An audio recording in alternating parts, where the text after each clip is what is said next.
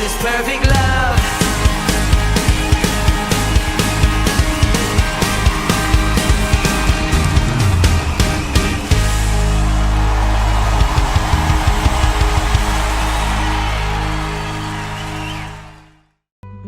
Shalom Bapak Ibu Saudaraku yang terkasih di dalam Tuhan. Pengkhotbah 3 ayat 11. Demikian firman Tuhan. Ia membuat segala sesuatu indah pada waktunya. Bahkan ia memberikan kekekalan dalam hati mereka. Tetapi manusia tidak dapat menyelami pekerjaan yang dilakukan Allah dari awal sampai akhir. Bapak Ibu Saudaraku yang terkasih, mungkin kita pernah mempertanyakan mengapa Tuhan yang telah memilih kita masih tetap membiarkan kita hidup dalam segala permasalahan yang harus kita hadapi. Lalu apa sebenarnya maksud dan rencana Allah bagi hidup kita? Di dalam menjalani hidup ini bisa saja kita merasa lelah. Karena banyak kali kita tidak mengerti jalan-jalannya dan tidak mengenali rencananya. Tetapi sesungguhnya rencana Tuhan itu begitu besar. Rencana Tuhan itu mengatasi segala sesuatu yang dapat kita pikirkan. Dan itu adalah rancangan akan kekekalannya.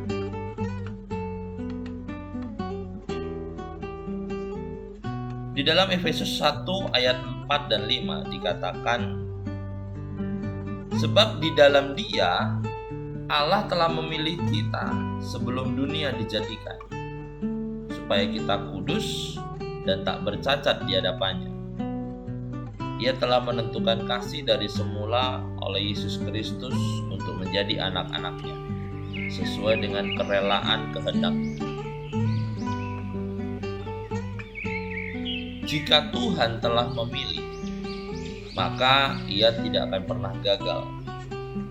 Sebab Ia juga yang menentukan, maka Ia juga yang akan mengawal langkah kehidupan kita dari awal sampai akhir.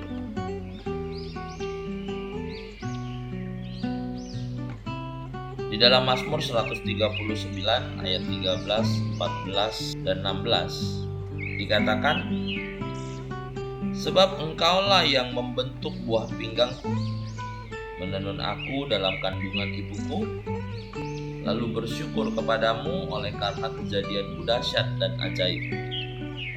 Ajaib apa yang Kau buat, dan jiwaku benar-benar menyadarinya.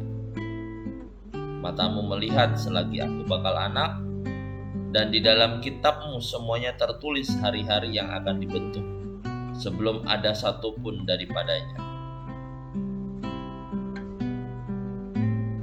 Bapak Ibu Saudaraku yang terkasih, apa yang bisa kita rencanakan untuk kehidupan kita ke depan?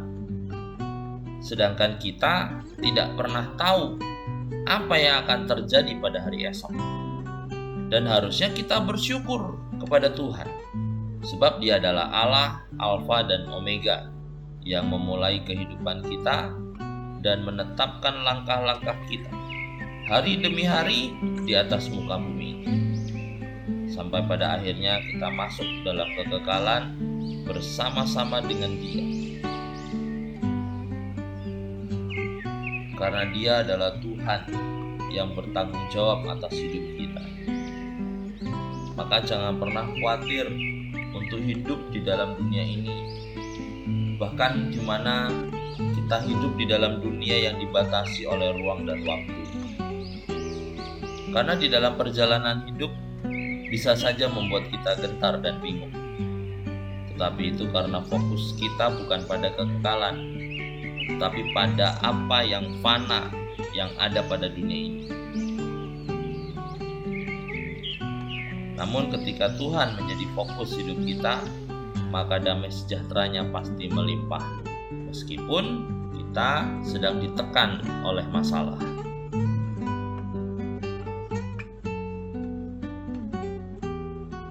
Jika pada hari-hari ini kita merasa tekanan begitu berat menimpa, maka perhatikanlah hidup kita.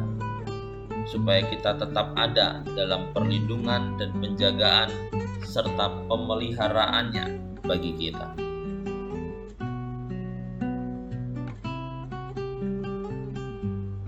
Janganlah takut dalam menjalani kehidupan yang sedang tidak menentu, bahkan kehidupan yang penuh dengan ketidakpastian.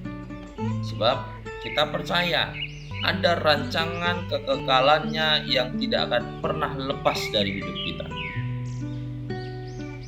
Karena di dalam Roma 8 ayat 38 dan 9 dikatakan, sebab aku yakin bahkan baik maut maupun hidup, baik malaikat-malaikat maupun pemerintah-pemerintah, baik yang ada sekarang maupun yang akan datang, atau kuasa-kuasa, baik yang di atas maupun yang di bawah, ataupun sesuatu makhluk lain, tidak akan dapat memisahkan kita dari kasih Allah yang ada di dalam Kristus Yesus Tuhan kita. Jadi saudara-saudaraku, sekali lagi, yakinlah akan janjinya. Karena di dalam Ibrani 13 ayat 5 dan 6 juga dikatakan, kali tidak akan membiarkan engkau, dan aku sekali-kali tidak akan meninggalkan engkau. Sebab itu, dengan yakin kita dapat berkata, Tuhan adalah penolong, aku tidak akan takut.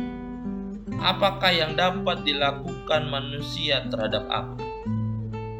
Dan oleh sebab itu, sekalipun kita tidak mengerti jalan-jalan yang sudah direncanakan oleh Allah, tetaplah percaya bahwa sampai pada kekekalan nanti, Ia tetap Allah yang sudah memilih kita, dan Dia akan terus selalu ada buat kita. Tuhan Yesus memberkati.